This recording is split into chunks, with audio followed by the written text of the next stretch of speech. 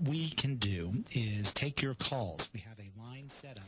It is not a radio station, and the man you see here is not a DJ, but he is gaining in popularity, and his show originates from a place you would never expect. We recently went to Raleigh to find the Charlotte connection to the folks behind the mic.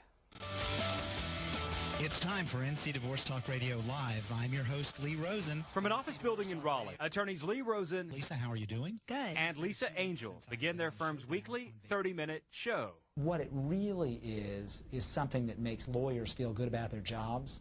And lawyers that do divorce work all day don't have a lot to feel good about. It's an ugly business. It's a hard job. Rosen has offices in Raleigh, Durham, and Charlotte.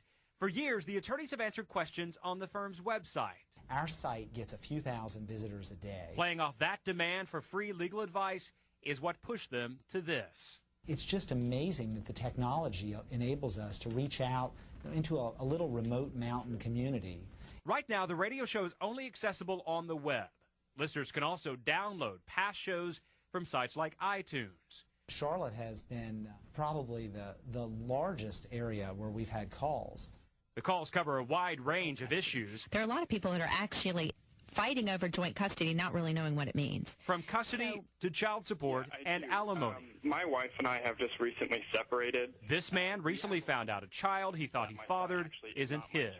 And that's been confirmed, through like a paternity test. So alimony will not be an issue in your circumstance. I never would have imagined that we could reach this many people. With hopes now of expanding to a daily internet talk show, Lee Rosen, the lawyer, is becoming much more comfortable as Lee Rosen, part therapist and primarily host.